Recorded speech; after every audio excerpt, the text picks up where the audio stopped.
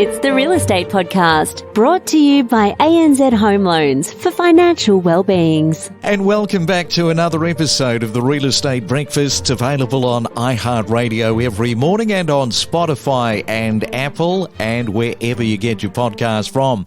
Well, it's a Wednesday morning, the 23rd day for November. We're rocking through the month of 2022, and coming up next, we are going to be talking about the Sydney auctions with Chris Scerri, looking at auction numbers, bidder numbers, clearance rates, withdrawal rates. In fact, all things relating to the Sydney auction market we'll be taking a look at.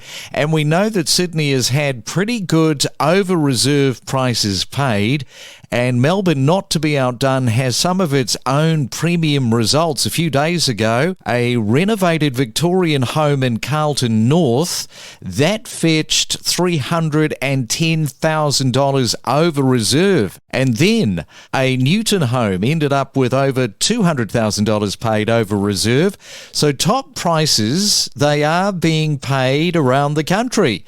There is clearly confidence in some of the market. And of course, not to be outdone, there are these off-market deals which are a big part of the mix. So property transacting is definitely taking place around the country. It's your Real Estate Podcast for breakfast. And if you're celebrating your birthday, happy birthday on this day, November the 23rd. If you are a fan of Miley Cyrus, she is on the birthday call. She's turning 29. And also turning 55 today is Vincent Cassel. You'll know him as the bad guy in The Black Swan. And Chuck Schumer, the American politician, he's turning 72. And if you're a big fan of Doctor Who, it was on this day back in 1963, Doctor Who debuts on telly. We talk with leading property commentators with analysis, predictions, forecasts, and what's trending every morning from 6:30. It's the Main Centre Forecast with PRD, selling smarter every day. All right, let's head around Australia on this Wednesday morning and check out the weather situation. First, we go to Sydney. Good morning to you. Expecting blue skies with sunshine and 27 degrees. In Melbourne, a possible shower or two, expecting 18 as your forecast high. In Brisbane, also mainly fine, bit of cloud around, 30 degrees. And in Perth today, mostly sunshine with 27 as your forecast high. It's your weekday real estate breakfast with news, interviews and predictions every morning on the Real Estate Podcast. So we are catching up with Chris Scerri from Scerri Auctions there in Sydney this morning. And a very good morning to you, Chris. Welcome to the Real Estate Breakfast. Thank you, Craig. Thank you for having me.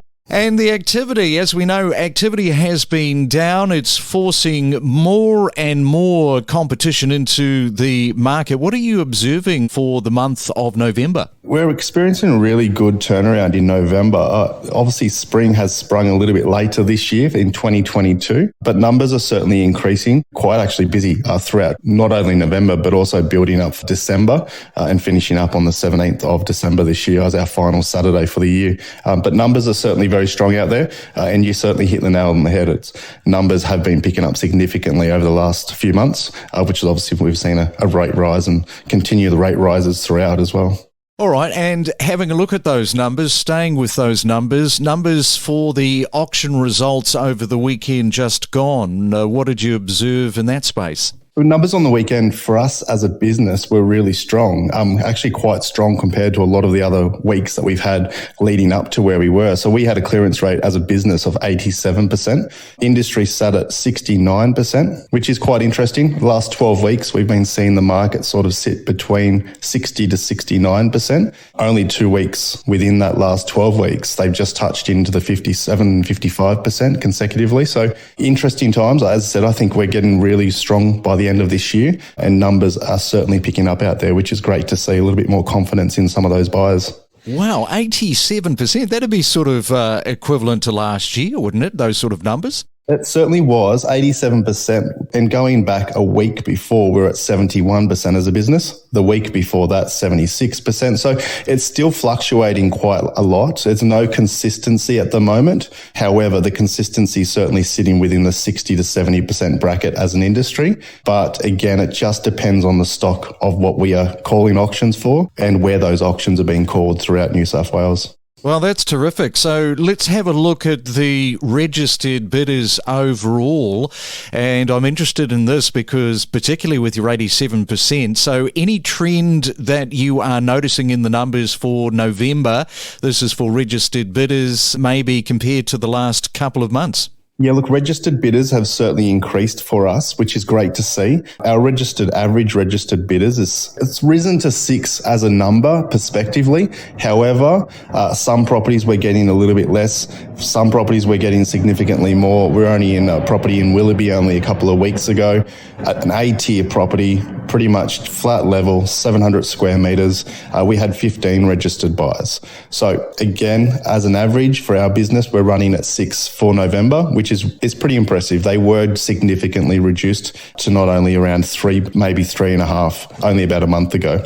So that just shows you that there is more confidence out there. And obviously the quality of homes, the A-tier properties are certainly achieving really good numbers.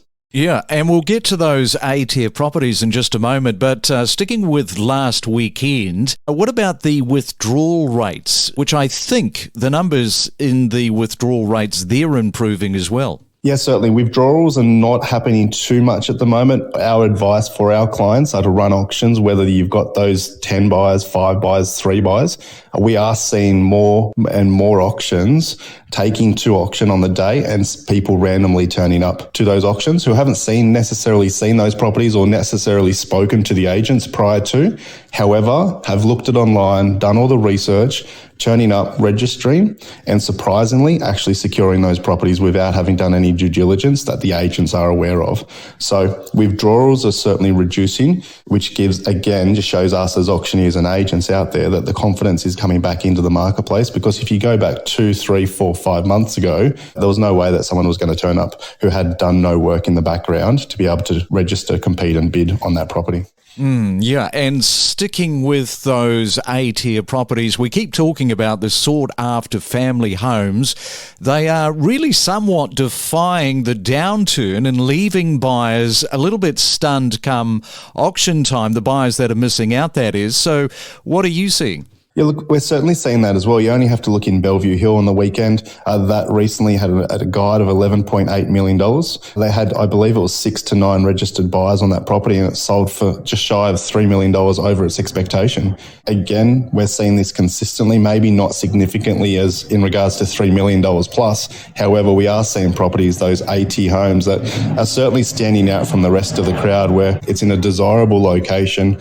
Properties have been sold prior to them wanting to purchase, and they're there ready to buy at no matter what cost. And those properties are certainly getting really good competition and achieving well above expectations, whether that's 100,000, 300, 500, or whether it's 3 million in Bellevue Hill. So competition is certainly strong for those properties. And the buyers, there is still some of this underquoting being reported. And buyers, of course, they think they're in with a chance only to discover that they're not. So how much of a problem is that? Look, I think underquoting is always going to be out there, and whether you call it underquoting or whether you're saying it's an attractive enough price, unfortunately, as agents and also as auctioneers, you can never determine that a property is going to sell for an exact figure at an auction or in an auction environment. The property certainly in Bellevue Hill on the last week, they had no anticipation that it was going to sell for that expectation of $3 million over. So I think it's more about making sure a property is attractive to the marketplace. And then unfortunately or fortunately for those buyers, if it's a property that's more desirable and then less competition, they may get it for a price that they're expecting it to go for. However, as a vendor, you're only going to sell by way of auction, because why would you not run an auction to be able to get an expectation of not only a certain figure, but maybe hope and pray that you're going to get a better figure with more competition? The competition certainly works. The underquoting, unfortunately, it's the way people look at it. I think more importantly, you've got to put an attractive enough price on a property to be able to make sure there is interest.